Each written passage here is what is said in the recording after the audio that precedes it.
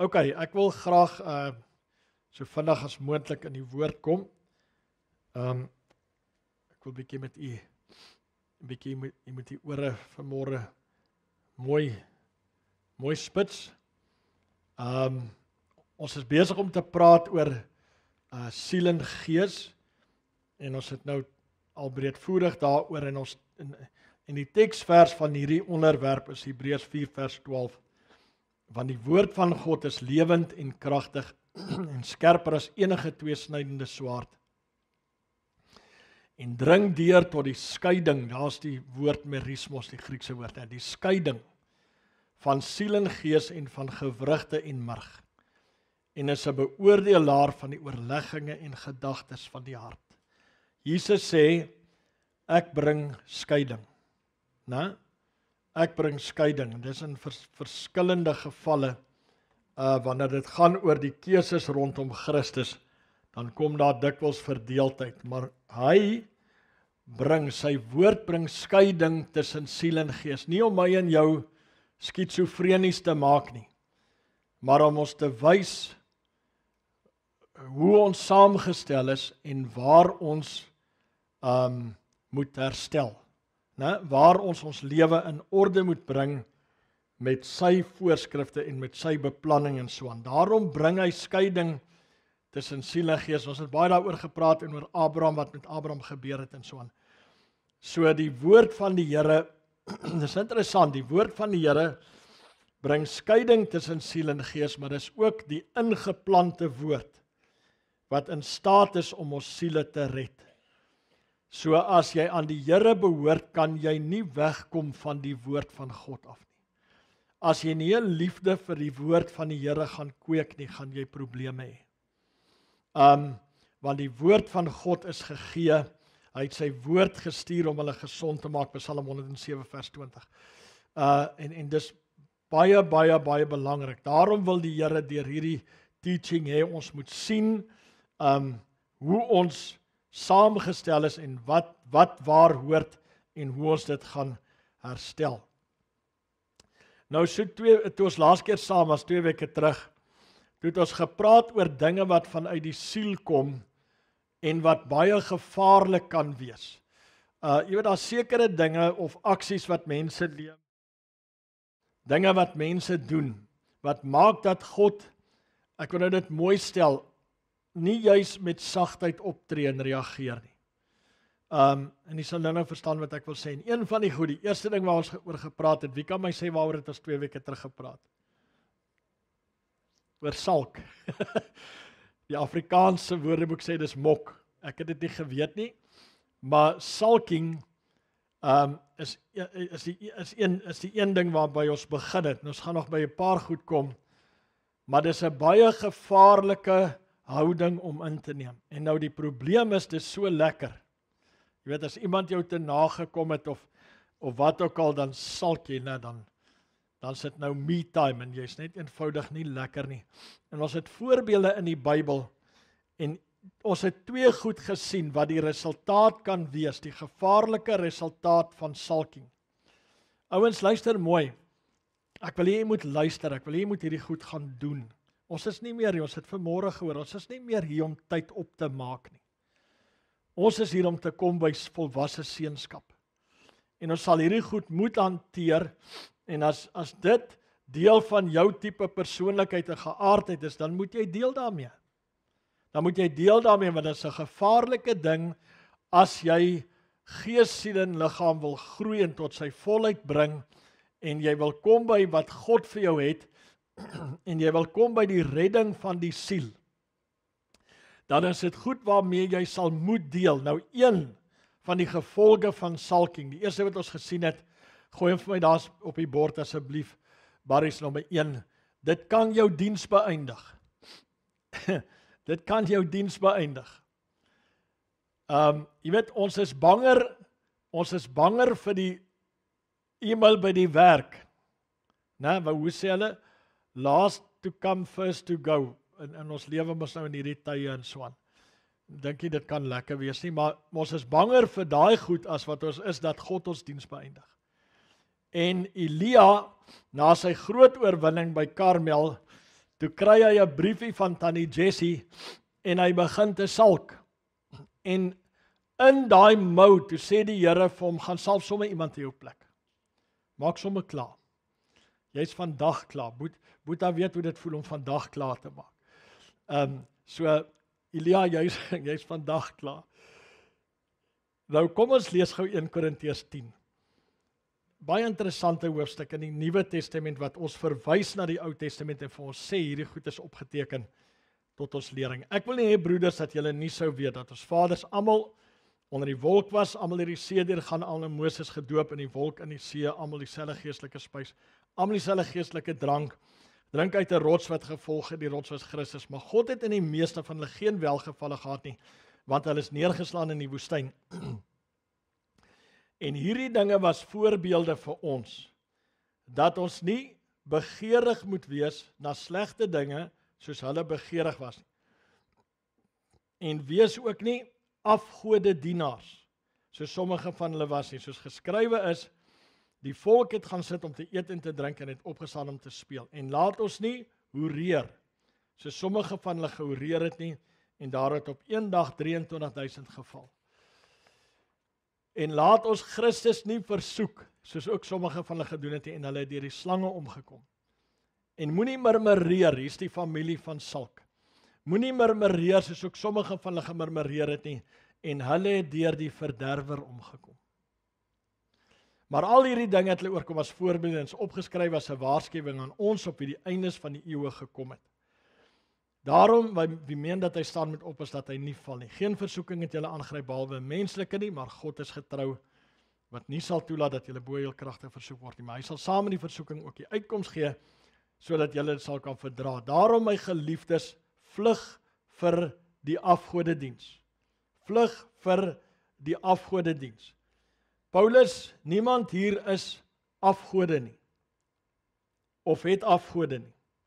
Dis ons eerste gedagte, maar wag nou, ons gaan 'n bietjie mooi kyk, kom ons gaan gou terug. Vers 6, begeerig na slegte dinge. Gaan gou terug na Barry, dankie. Vers 7, afgodedienaars. Vers 8, hoereer. Vers 9, God versoek. Vers 10, murmureer. 5, fatale goed. Okay? En dan kom hy by vers 14, hy sê vlug vir die afgodediens. Nou kom ons gaan terug na vers 7 toe. Wees ook nie afgodedienaars, so sommige van hulle was nie. En ons gaan later terugkom na die ander goed wat hy hier noem. Afgodedienaar of 'n afgod of wat ook al. Wat bedoel hy? Hy bedoel dit die oomblik wat jy jou eie keuse neem. Die oomblik wat jy die eie ek bo die wil van God stel, wat jy die siel met ander woorde in beheer stel, is jy jou eie afgod. Word jy die oomblik wat jy 'n God maak in die plek van God. En hoe gebeur dit? Dit gebeur deurdat jy jou eie pad en jou eie wil kies. Okay? Dan gebeur dit. Nou sê hy, vlug vir die afgodediens. Nou kom ons kyk net gou na hierdie woord verderwer, Jesaja 54. Kyk, ek het die smid geskape wat die koolvuur aanblaas en 'n wapen voortbring volgens sy ambag. Ook het ek die verderwer geskape om te verniel. Jy weet, daar's 'n skrif wat sê 'n bose gees van God het oor Saul gekom. En dan op 'n ander plek verduidelik vir hom, dan sê hy 'n bose gees deur God gestuur. So die verderwer is 'n, kom ons gebruik nou maar die woord entiteit. Daar's swak keuse, miskien daar's nie 'n goeie woord om dit te beskryf nie. Kom ons sê net maar dis 'n entiteit wat God geskaap het om 'n werk te doen wanneer ek en jy plek maak vir dit en mense plek maak vir dit. Kom ons kyk Eksodus 12. Want die Here sal deurtrek om Egiptenaars swaar te tref, maar wanneer hy die bloed sien aan die bodrempel en aan die 2 deurposte, sal die Here by die deur verbygaan en die verderwer nie toelaat om in julle huise in te gaan en te slaan nie. Dis met die uittog uit Egipte. Met ander woorde, die Here sê, kom ons maak nou 'n prentjie. Die Here sê, ek sal verbygaan, maar die verderwer kom ook verby. Maar as ek die bloed sien, sal ek hom stop. Amazing, né? Is 'n konsep wat 'n ou bietjie moet oordink. Is nogal kwaai. Hebreërs 11, deur die geloof het hy, dis nou Moses, die Pasga gehou en die besprenkeling van die bloed, sodat die verderwer hulle eersgeborenes nie sou aanraak nie. Nou sê hy sê, ouens, as jy murmureer, luister mooi, as jy murmureer, maak jy plek oop vir die verderwer in jou lewe. Dis nie lekker goed om oor te praat nie, maar dis so hoe sterk die Here ons waarsku. Ek gaan praat oor die oplossing nou. Daar's 'n oplossing, want God gee nooit 'n probleem, spreek nooit 'n probleem aan sonder om die oplossing. En ek dink baie van die oplossing het julle reeds gehoor in die skriflesing wat gebring is vandag. OK, die tweede ding wat hy doen, kyk gee my gou daardie slide 22. Die tweede ding wat Salking doen, is hy maak Jezebel wakker. Hierdie bose antie. Nou kom ons gaan weer terug na Nabot toe. Nabot sê vir Agab, mag die Here my bewaar dat ek my wingerd vir jou gee, dat ek die erfdeel van my vaders, want Agab die koning wil sy wingerd hê en hy wil 'n groentetuin maak. Hy wil al hierdie goed wat die ou geërf het en wat eeue hou en so aan, geslag tot geslag wil hy net omgooi in 'n groentetuin wat hy elke jaar weer moet uitkappe alles. Nou, jy weet as ek hierdie goed lees, dan sê ek, Here, wat wil u vir my sê? Want ons het mos nou gesien, die Ou Testament is opgeskryf tot ons lering. Hoe maklik gee ek en jy nie weg dit wat vir ons behoort kosbaar te wees nie? Dink bietjie daaraan. Kinders van die Here gee vandag hulle kosbaarheid cheap weg. En ek wil nou nie, ek kan nou 'n klomp dinge noem, maar dit is hartseer, dit is regtig hartseer. Toe kom Agab in sy huis verbitterd en vertoren oor Nabot, wat sê ek mag nie die erfdeel van my vaders aan die gee nie, vers 4. OK. En sy vrou kom by hom en sê, hoekom is jou gees so verbitterd dat jy geen brood eet nie? En hy sê, omdat Nabot hierdie ding doen. Toe sê Isebel vir hom, ek wil net mooi oplet. Toe sê Isebel vir hom, oefen jy nou die koningskap oor Israel uit? Staan op, eet brood en laat jou hart vrolik wees. En hier kom die probleem met hierdie gees. Ek sal jou die wingerd van Nabot Jezreel gee. Ek sal die wingerd vir jou organise. Gaan jy aan, doen jou ding, ek sal dit doen. En sy skryf briewe in die naam van Agab, sy gebruik sy seël en sê roep 'n vasdag uit en sit Nabot voor en bring 'n klag teen hom, hy het God en die koning gevloek en dan stenig julle hom en dan sit verby. Net so, bose vrou. Nou, tannie Jessie, né? Sy sê vir hom, sy sê vir Agab, sy sê, is dit hoe die koning lyk? Maar die probleem is, sy stop nie daar nie. Sy stop nie daar nie, wat sy verder sê, is die probleem. Verder sê sy vir hom, slaap rustig my klein soete lief, ek sal dit vir jou doen. Ek sal dit vir jou organise. En tipies van Jessie, neem sy, luister baie mooi, neem sy die gesag op wat haar nie toekom nie. En sy doen dit in die naam van Agab. Ek en jy tree op in die naam van Jesus Christus, maar ons is die gesag gegee. OK, ons gaan nou daarby kom. Sy tree op in die naam van Agab, met sy seël alles, gebruik geestelike goed. So dis uiterse manipulasie, en die probleem is dit, Agab se gesalk het haar geaktiveer en in staat gestel om te regeer buite haar mandaat van die Here. En ek bedoel God se mandaat vir 'n koningin. Julle verstaan wat ek bedoel, né? Buite die mandaat het sy opgetree en dan doen sy 'n geestelike ding met 'n bose plan en motief van moord daar agter. Nou die term ons het nou gepraat en hy het verwys na hoerery en so aan en so. So dis presies waarna geestelike hoerery verwys onder andere. Sy doen 'n geestelike ding met 'n bose plan en motief van moord daar agter. Dis hoekom sy die mother of harlots is. Sy's nie net een nie, sy's die mother. Sy woeste antie. Nou goed, toe gaan Agab en hy neem die wingerd in besit. Maar die woord van die Here het tot Elia gekom en gesê, maak jou klaar, vers slide 32-33 daarom. Maak jou klaar, gaan af na Agab, kyk hy's in die wingerd van Nabot waarin hy afgegaan het om dit in besit te neem. Ek wil gou kyk, jy moet sien hoe deel God met die situasie. En jy moet met hom spreek en sê, so sê die Here, het jy, nie jou vrou nie, het jy doodgeslaan en ook in besit geneem? Verder moet jy vir hom sê, so spreek die Here, op die plek waar die honde die bloed van Nabot gelek het, sal hulle jou lik. So toe sê Agab, het jy my gekry, my vyand? En hy antwoord, ek het jy gekry. Kyk hierso, praat van hoerery, onthou hy het ons nou gewaarsku, omdat u uself verkoop het, om te doen wat verkeerd is in die oë van die Here. Ek gaan onheil bring, ek sal jou wegvee, ek sal uitroei, jy het my geterg, sê vers 22, en jy het Israel laat sondig, en Isebel, sy gaan haar deel ook kry. Vers 25 sê die Here, waarlik, daar was niemand soos Agab, wat homself verkoop het, om te doen wat verkeerd is in die oë van die Here nie. Kyk nou hierso, omdat sy vrou Isebel hom verlei het.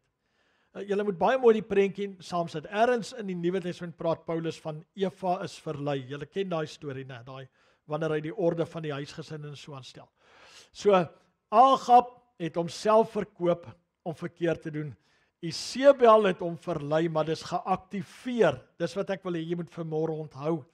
Dis geaktiveer deur hierdie man se gesanik. Deur sy gesalkery, toe maak hy hierdie ding wakker. En daar gebeur 'n groot onreg en God kondig sommer 'n wipe-out aan. 'n Clean wipe-out. Kyk net, ek het nou vir u gesê, ek wil hê jy moet sien hoe reageer God met hierdie goed. Hoe reageer die Here met hierdie goed? Die Here is ernstig oor hierdie goed. En hierdie man is die koning, maar hy gaan in 'n salkery oor hy nie 'n wingertjie kan kry nie.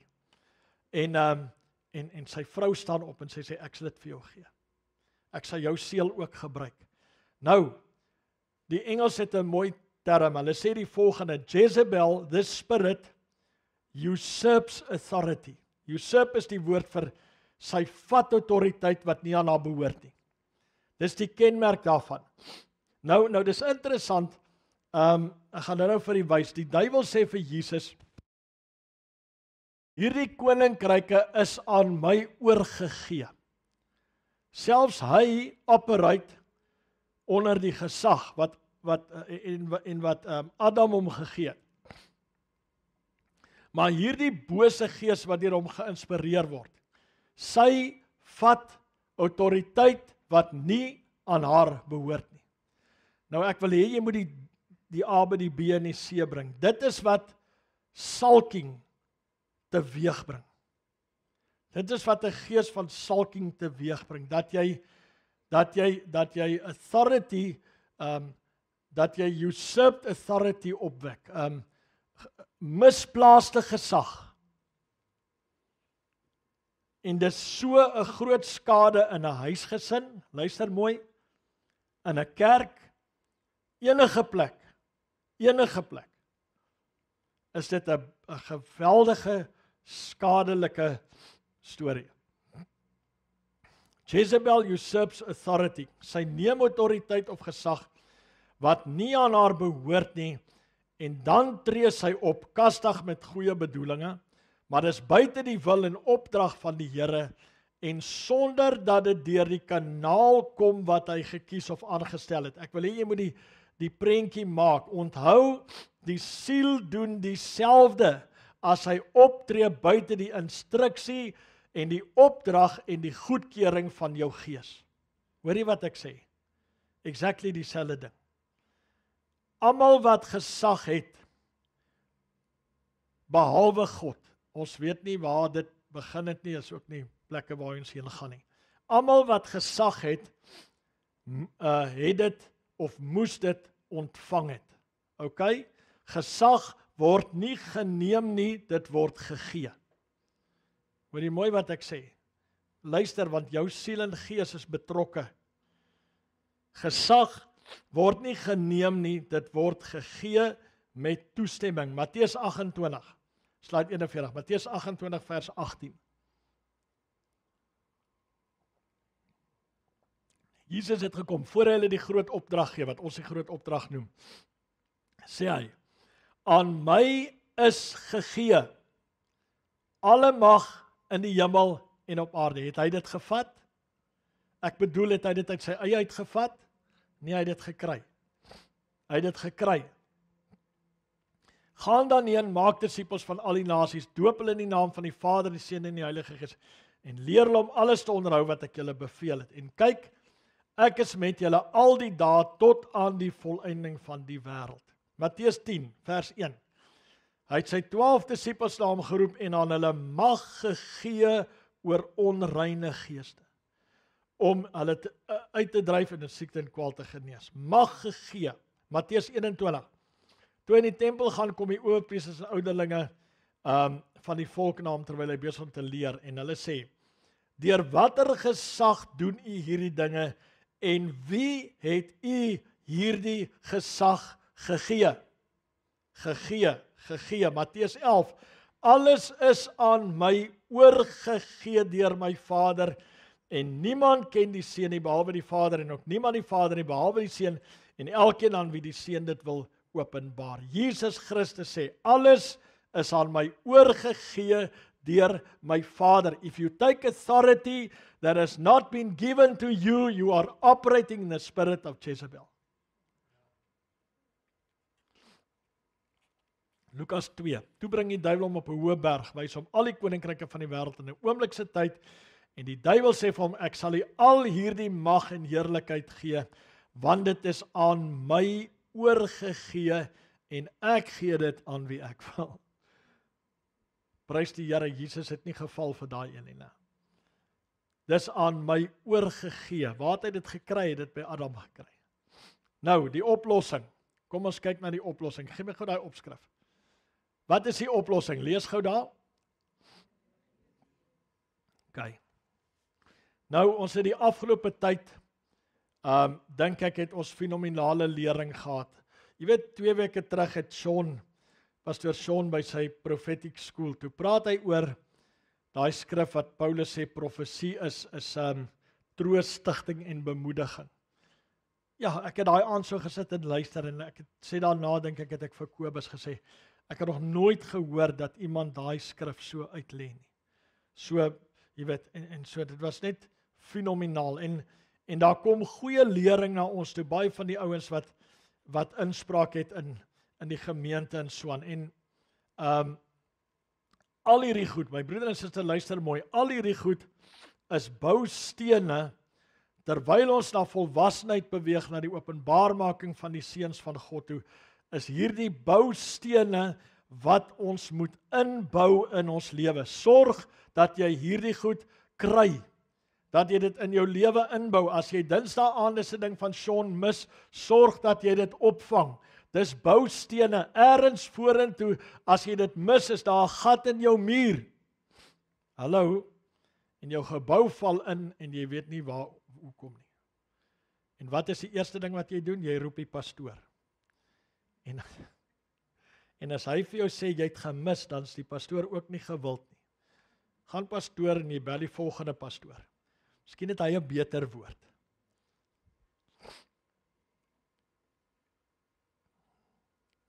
Dis boustene wat ons nie kan mis nie. En ek het hier geskryf, in die lig van wat jy nou gesê het, oor in die skriflesing.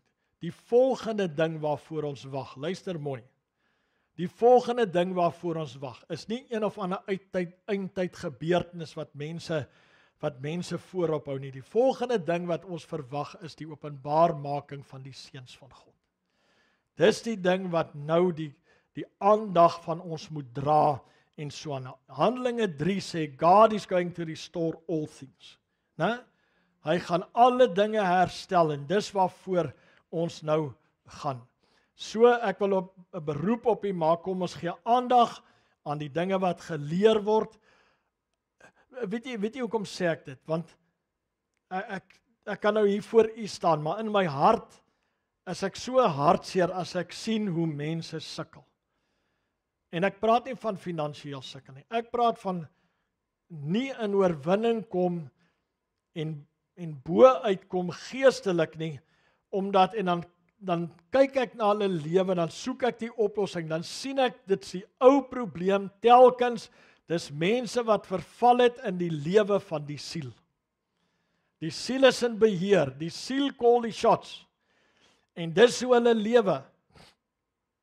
Hulle mis sy deurbraak, hulle mis die sukses wat hy vir hulle het, sy toegang tot oorwinning, geluk, alles dinge wat God berei het, en al hierdie goed lê in hierdie area van merismos, tussen die siel en die gees.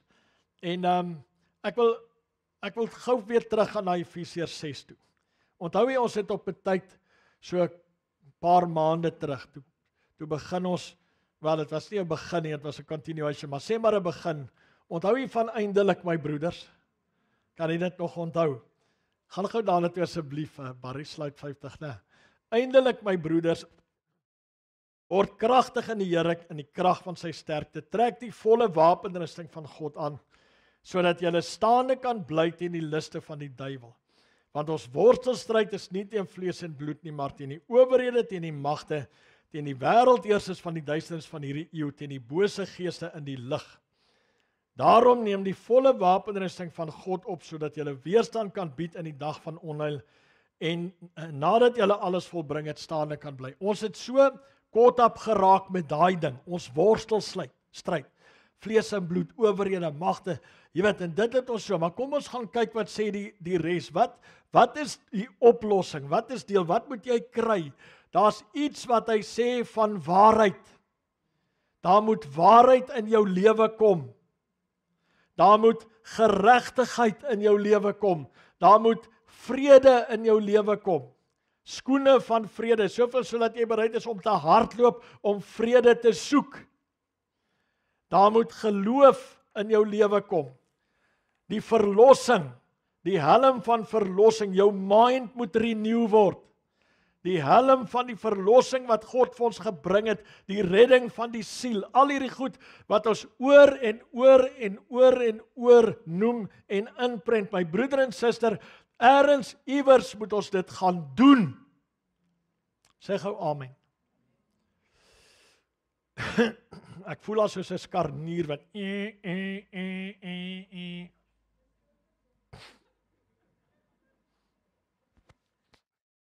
Na volgende Sondag dan ek verder.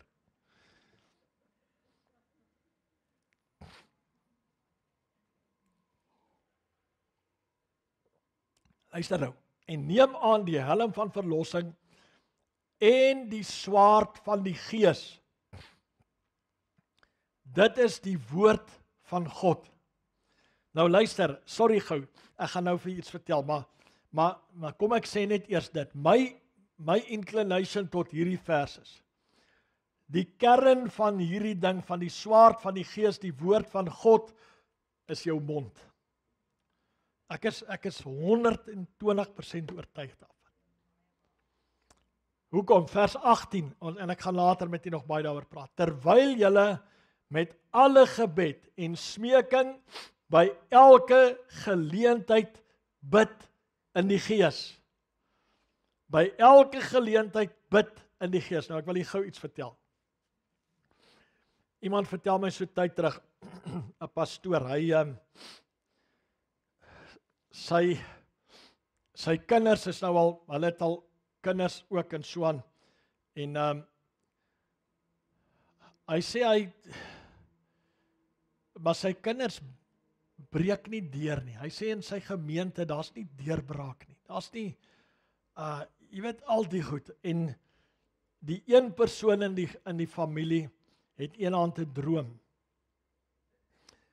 En sy droom, sy's in die huis, en waar haar pa se huis nou, en daar in die sitkamer is 2 stoele, onder andere, en daar sit 2 mans. Sy kan nie eie nie, sy weet nie wie dit is nie. Sit 2 mans en sy weet net, hierdie is geweldige moeilikheid. Ag wel, sy deel dit met haar pa, en haar pa roep toe die kinders bymekaar. en skoonkinders en so aan. Die pastoor, en hy roep hulle bymekaar en hulle hanteer hierdie ding.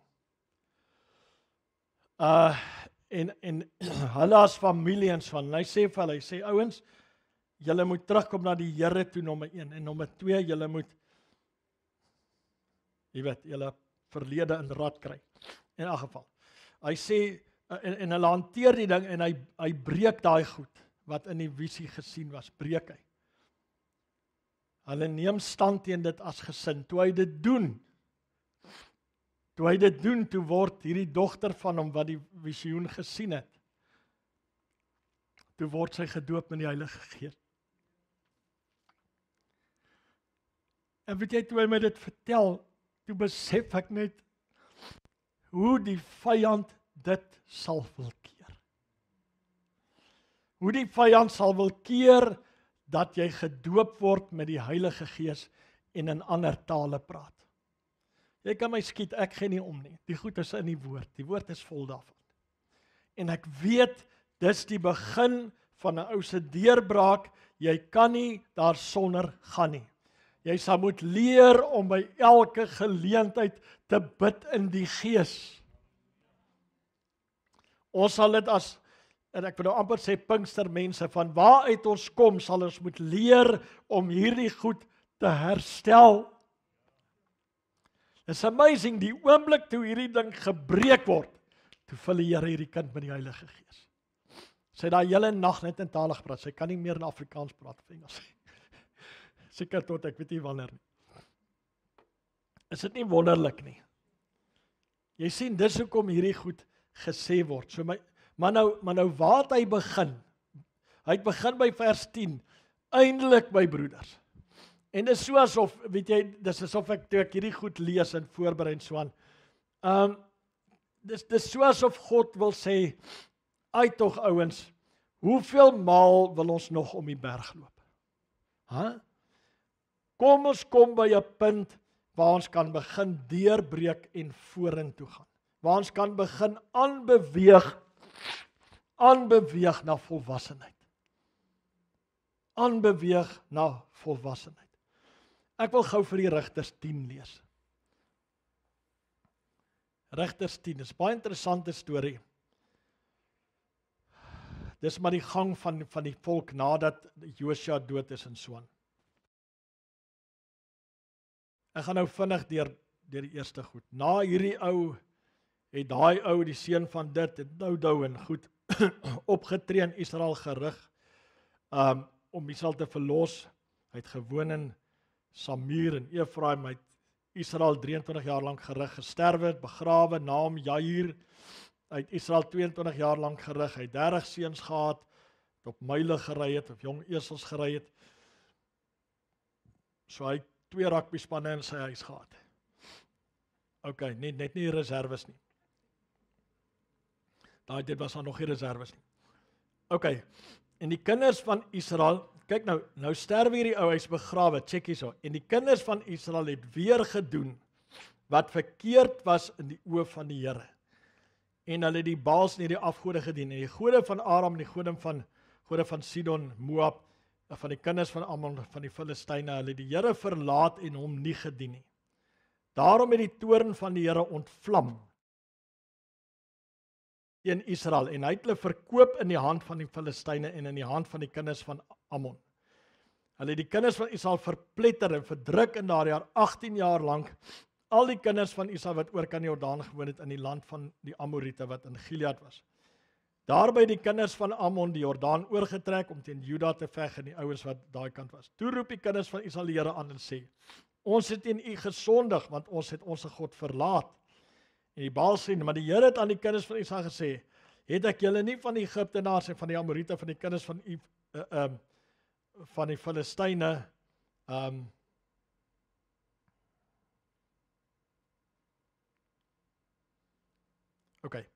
en toe die Sidoniërs en Amalekiete, julle verdruk en julle my aangeroep het, uit hulle hand verlos nie. Maar julle het my verlaat, ander gode gedien, daarom sal ek julle nie meer verlos nie. Gaan heen, roep die gode aan wat julle verkies het, laat die julle verlos in die tyd van benoudheid. Toe sê die kinders van Israel vir die Here, ons het gesondig, Maak met ons net soos dit goed is in die oë. Verlos ons tog net vandag. En hulle het die vreemde gode uit hulle midde verwyder en die Here gedien. Dis al die hoeveelste keer. Maar check nou. Toe het hy ongeduldig geword oor die moeite van Israel. Wow, dis amazing om sulke goed te lees van God, né? Dat die mens op 'n plek kan kom dat jy God eintlik moeg maak. En dan dink ek, jy weet, wanneer kom ons by die verwerkliking van die boodskap wat ons oor en oor preek? Wanneer kom ons by die oorwinning en die deurbraak uit? En alles vat my weer terug na siel en gees. Na siel en gees. Daar's te veel mense wat nie die siel onderworpe maak aan hul gees nie, en wie se siele in beheer van hulle lewens is. Luister mooi, die gevolg is, hulle lewe 'n lewe van sielsoorheersing, emosies, al hierdie goed, hulle lewe word 'n emosionele rollercoaster. Ek praat van Christene. En dan word dit die manier waarop hulle die Here ook dien, en as hulle emosies aangeraak word, voel hulle weer goed, en voel hulle die Here het hulle aangeraak, maar hulle bly onveranderd, en eintlik veragter hulle net, en verhard hulle hart oor tyd. As baie mense wat so lewe. Baie mense kom in die kerk, en dan emosioneel ervaar hulle iets, en dan sê, die Here het my vandag aangeraak, die Here het beweeg. Maar niks het verander nie. Niks het verander nie. Dis tyd dat ons by 'n plek kom, om ons mind op te maak, en te sê, ek wil weet wat God vir my het, en ek soek dit. Ek gaan sy koninkryk en sy geregtigheid eerste soek, en ek weet die dinge waarmee ek sukkel sal vir my in plek val. Ek wil weer vir hierdie 3 kort stukkies lees. The whole purpose of this teaching, hierdie van Maurice Moss and so on, is to help you get your soul dealt with by God and brought back into union with your spirit, making you of one heart. He does not want you to have inward conflict and struggle and jockeying for position and control between the spirit and the soul. After having our souls dealt with and any areas of resistance to the Father's will wiped out, we should be tuned into Him. The soul becomes a channel for the Spirit to flow through, rather than an obstacle for Him to have to overcome. Okay, wanneer gaan dit goed met die siel? Dit gaan nie goed met die siel wanneer die geld instroom en die pad voor jou net afdraande loop en jy voel of jy niks verkeerd kan doen nie.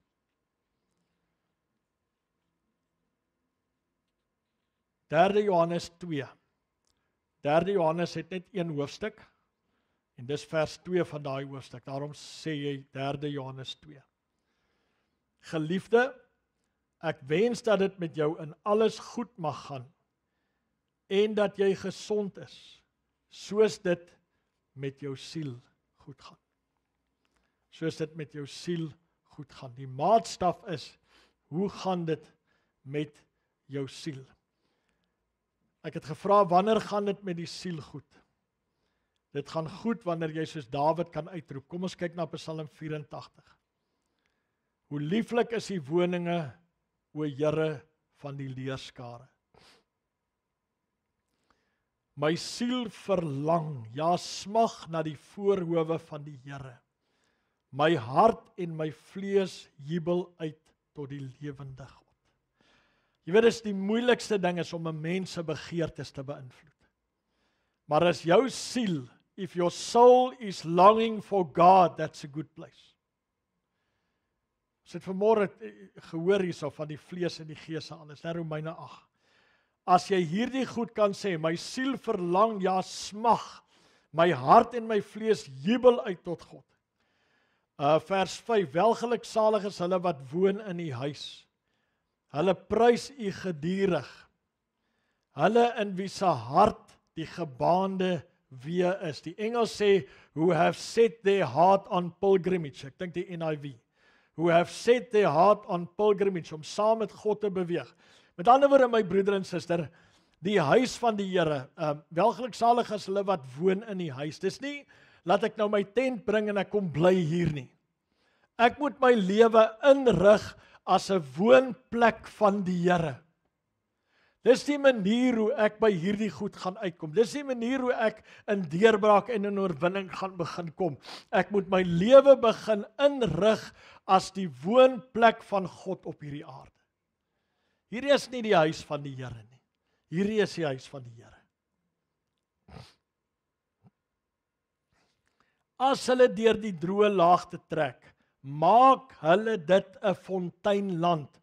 Ook oordek die vroeë reën dit met seëninge. Kan ek jou vra, lees jy blessing in daai skrif? Lees jy blessing in daai skrif? Verseker. Hulle gaan van krag tot krag. Van krag tot krag. OK, Psalm 42. Soos 'n hert wat smag na waterstrome, so smag my siel na U, o God. Sorry, kom ons gaan net gou terug, Barries. Vers 11 van daai boonste dele. Dag in die voorhou is beter as 1000. Ek wil liewer by die drempel staan in die huis van God as om te woon in tente, want die Here God is 'n son en 'n skild. Hy gee genade en eer. Kyk hierso. Hy sal die goeie nie onthou van die wat in opregtheid wandel nie. Sê gou wandel. OK. Wandel, ons gaan terugkom daarna toe. Psalm 42, soos 'n hert wat smag na waterstrome, so smag my siel na U, o God. My siel dors na God, na die lewende God. Wanneer sal ek ingaan en voor die aangesig van God verskyn? Waarna dors jou siel vanmôre? Terwyl jy hier sit, sien jy uit na vanmiddag se IPL game of se karretjies. Grand Prix. Kailami, wat noem jy dit? Wat noem julle dit? Hoor jy wat ek sê, my broeder en suster? Waarna honger en dors en smag jou siel? Dis die maatstaf of dit met jou goed gaan of nie. Wat is in jou gemoed in die nag as jy wakker word? Hier's een plek hierso, ek dink is die volgende deel wat ons gaan lees, waar hy sê, in die nag is U lied by my. Ons moet weer op daai plek kom wat ons warm word vir die Here.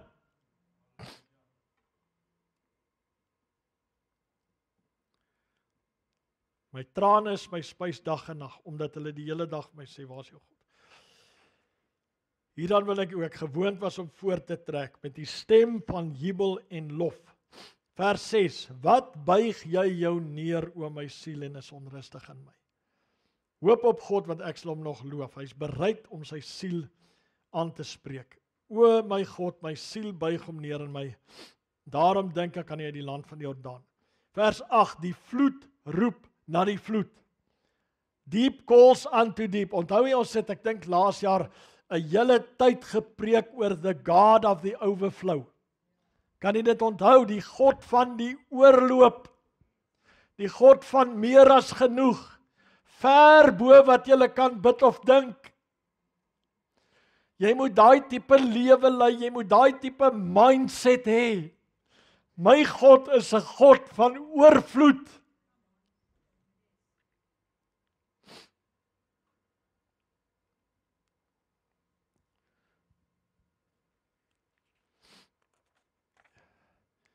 Maar die Here sal oordag sy goeie tierenheid gebied en in die nag sal sy lied by my wees.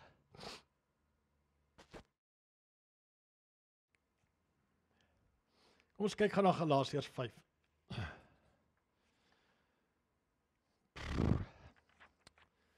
OK. Julle het goed geloop. Wie het julle verhinder om die waarheid gehoorsaam te wees? Vers 7. Hierdie oortuiging kom nie van hom wat julle roep nie. 'n Bietjie suurdeeg maak die hele deeg suur. Ek vertrou van julle in die Here dat julle nie anders dink nie.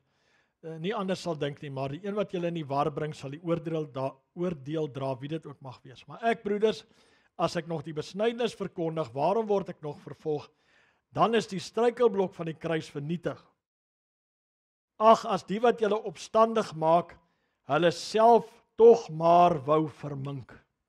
Nou hierdie boek gaan oor ouens wat Paulus het hulle vir die Here gewen en die gemeente geplant en so aan.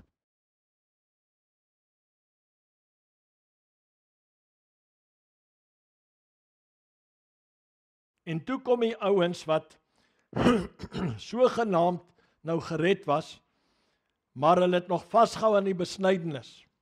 Ons noem hulle Judaiseerders. Nou, hulle het nog vasgehou aan die dinge van die Judaïsme en die besnydenis en so aan. Toe kom hulle hier in hierdie gemeente wat Paulus so mooi geleer het. Onthou, dit was nie Jode nie, dis heidene gewees, en hy het hulle na die Here toe gelei en hulle geleer van die vryheid waarmee ons vrygemaak is en so aan. En hierdie ouens kom van Jerusalem af en so aan, en hulle sê nee, julle moet besny word, julle moet Christus en die besnydenis hê. Paulus leer hulle en sê, maar as ek Christus het, hoef ek nie, en as ek die besnydenis of die onbesnedenheid is geen krag nie, maar 'n nuwe skepsel in Christus. Ek hoef nie die besnydenis te hê nie, ensovoorts. Dis nou waaroor dit gaan. Nou sê hy sê, as die wat julle opstandig maak, hulle self tog maar ook wou vermink. Nou wat wil ek daardeur sê? Kan jy dink hierdie goed gaan in die kerk aan, onder kinders van die Here, wie se siel in beheer en bedwang moet wees, en wie behoort te luister na die woord van die God, die woord van die Here, maar hulle hierdie agenda, en hulle agenda is almal moet besny word. Jy kry mos sulke ouens in die kerk, nie die besnydenis nie, maar ander goed.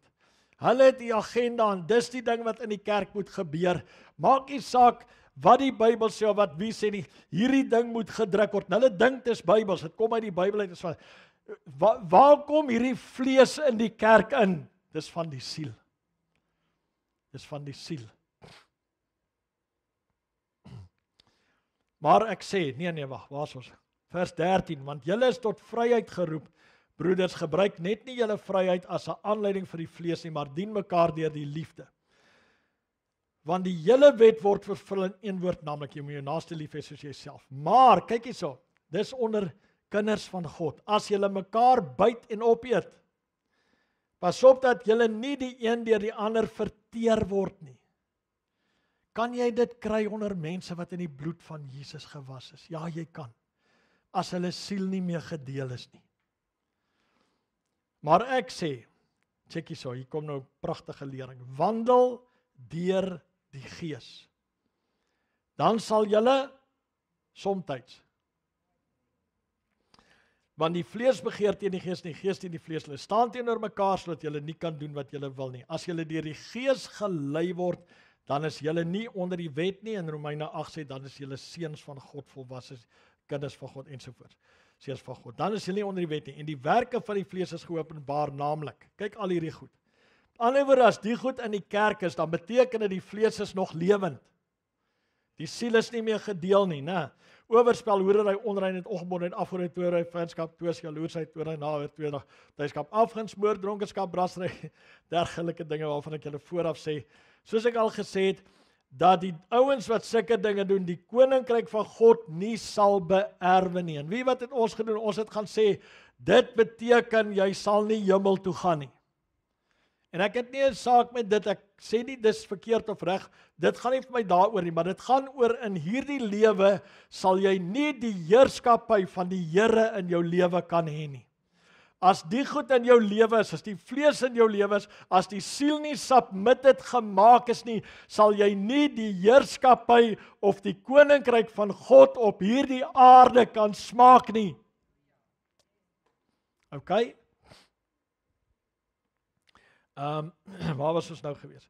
Vers 22, maar die vrug van die Gees is liefde, blydskap, vrede, lankmoedigheid, vriendelikheid, goedheid, getrouheid, sagmoedigheid, selfbeheersing. Waarvan spreek dit? Dit spreek van Christus.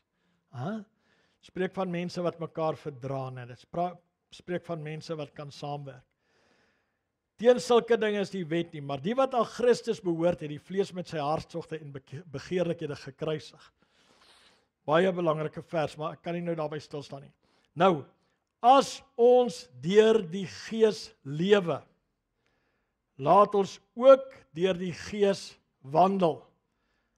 Want, kyk nou vers 26, hier is die ander kant. Laat ons nie word, dis nou as jy nie vers 25 doen nie, as jy nie deur die Gees lewe, deur die Gees wandel nie, Dan laat ons nie word soekers van ydelle eer wat mekaar uittart en beny nie. In die kerk van Jesus Christus kan daar mense wees wat soekers van ydelle eer is. Ja, hulle het 'n afgod. Die afgod is die eie ek. Hy wil sy ding gedoen hê. Hulle is besig om mekaar uit te tart en mekaar te beny. Hierdie vieslike goed is in die kerk. Hoekom? Want die vlees is nie meer gedeel nie. We've got to die. Got to die. Iemand het eendag gesê, God wants to kill you and Satan wants to kill you. You've just got to die right. Ons gaan terug na vers 25 toe. As ons deur die Gees lewe, laat ons ook deur die Gees wandel. Ek kom nou by my laaste vers. Ek soek net nog so 'n paar minute, asseblief, gee my gou julle aandag. As ons deur die Gees lewe, daar's baie mense, selfs die ouens wat hierdie goed doen in die kerk, sal vir jou sê, ek lewe deur die Gees. Is dit waar? Ja, hulle sal vir jou sê, broer, ek lewe deur die Gees. Broer, die Here is goed vir my. Broer, die Here sorg vir my en al daai mooi goed. Né? As ons deur die Gees lewe, nou sê hy, nee, wag. Kom ek gee jou 'n trechter, kom ek maak dit nouer, met wat ek soek, God nou.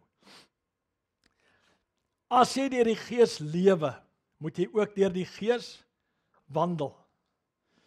Moet jy deur die Gees wandel. Jy sien, daar's baie ouens wat sê hulle lewe deur die Gees, maar as jy kyk hoe wandel hulle, dan sien jy nie die Gees nie. Ek kyk mas deesdae, jy weet my oë is waarwyd oop, ek is wakker. My vrou dink nie so nie, maar ek is wakker. Al moet ek so nou en dan 3 keer omdraai om te gaan kyk of ek die garage toegemaak het. Maar ek is wakker. Jy weet, dan kry jy die ouens, as jy nou byvoorbeeld in die verkeer kyk, dan sit hierdie manne, Willie sal nou sê, dis die manne met die wit Fortuners. Maar ek het my bekeer, ek het hom verkoop.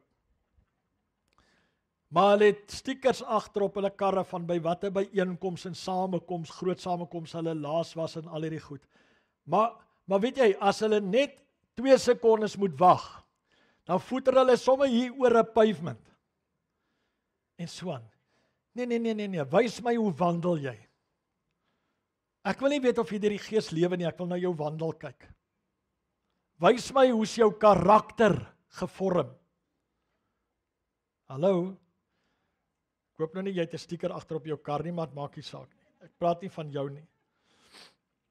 As ons deur die Gees lewe, laat ons deur die Gees wandel. Sê gou wandel. Nou, wat beteken dit om in die Gees te wandel of deur die Gees te wandel? Psalm 50:23. Die een wat dankoffer eer my, en die een wat op sy weg ag gee, hom sal ek die heil of die redding of die salvation van God laat geniet. Vir wat een? Die een wat op sy weg ag gee. En wie eer die Here? Die een wat dankoffer. Nou hierdie klink soos 2 verskillende persone. Maar ons gaan nou kyk, ek gaan vir ander vertalings lees. Whoever makes an offering of praise gives glory to me, and to him who is upright in his ways, I will make clear the salvation of God. Vir wie kan die Here wys en sê en leer en mee praat oor die redding van die siel en die saligheid wat hy gebring het, dat ons in siel, gees, siel en liggaam ten volle gered kan word. Vir wie kan hy dit wys? Met wie kan hy daaroor praat? Vir die een wat na sy lewenswandel kyk. Jy kan maar halleluja sê.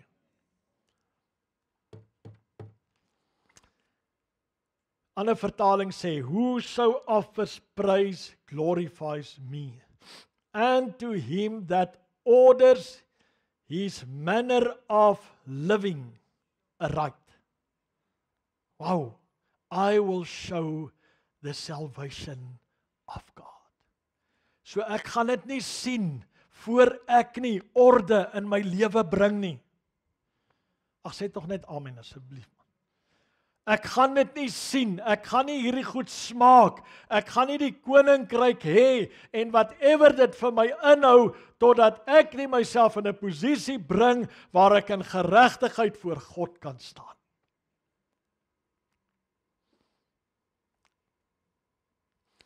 Ander een, whoever offers praise glorifies me, and to those who set their life in order, I will reveal the salvation of God. Die Alex X sê, the sacrifice of praise will glorify me. The sacrifice of praise. Ons gaan nou daarby kom. And that is the way wherein I will show to him the salvation of God. Ek like nou hier waar ons nou heen gaan, want nou raak dit een ding. Dis nie twee aparte goed soos wat dit daarbo gelyk het nie. En twee aparte mense dalk nie. Okay, and that is the way. Now the sacrifice of praise is the way wherein I will show him the salvation of God. Die message sê, it's the praising life that honors me. The praising life. As soon as you set your foot on the way, wat way? Hierdie way van praising life. I'll show you my salvation. Ek wil net gou vinnig iets vra en met hierdie vraag wil ek hê jy moet verder met my na die ander kyk. Ons het nog net 3 as ons klaar. Het ons dalk die kuns van sacrifice verloor? Okay, net 'n vraag. Die TRC sê, ons het nog net 2 oor. Whoso offers me thanks and praise. En hierdie ding is praise and thanksgiving om die beurt. Whoso offers me thanks and praise, he honors me. And this is the way whereby I will show him the saving health of God.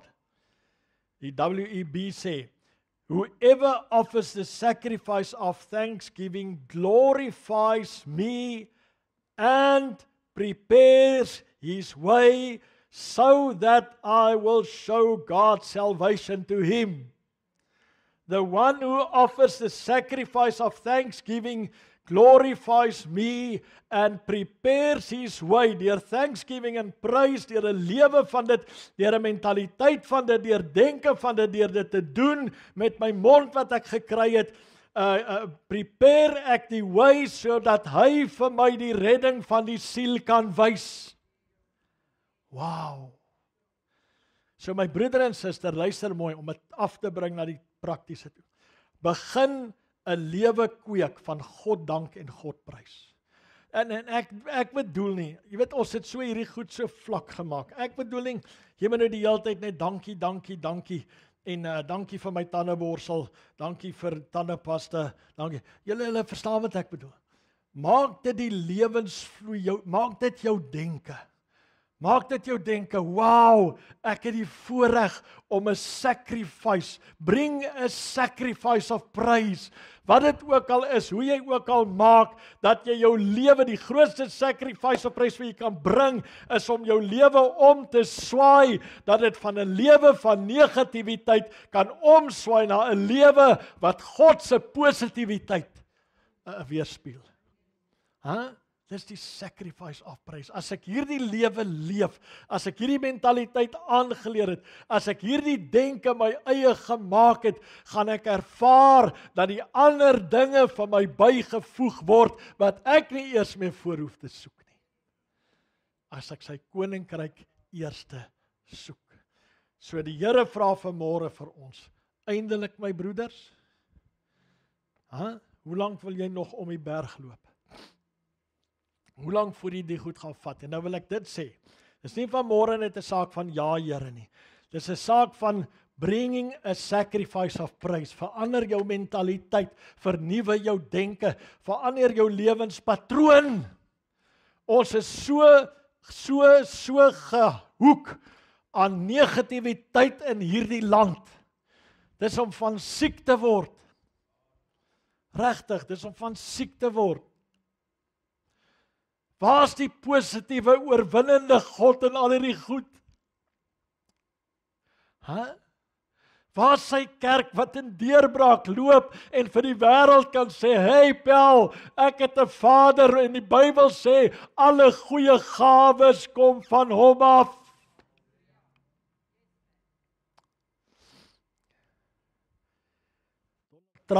Donald Trump is nie jou bron nie. Ekskuus. Of hierdie perde hier in Suid-Afrika of wie ook al. Of Rusland of Kremlin of Oekraïne, alles kom ons nou van Oekraïne af teëstaan. Maar in 'n geval, hierdie goed is nie jou bron nie, is nie my bron nie. Weet jy wat, God kan in 'n jaar van droogte, kan hy Isak 100voudig laat wen. That's the God who we serve.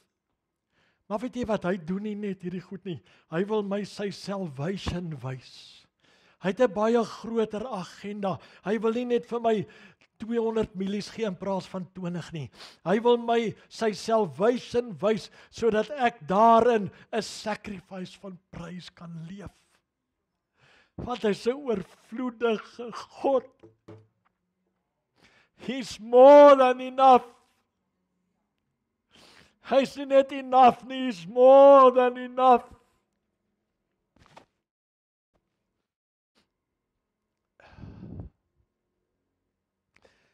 Ek en jy moet besluit, wil ons of wil ons nie. Kom ons bid saam. Vader, baie dankie vir die woord.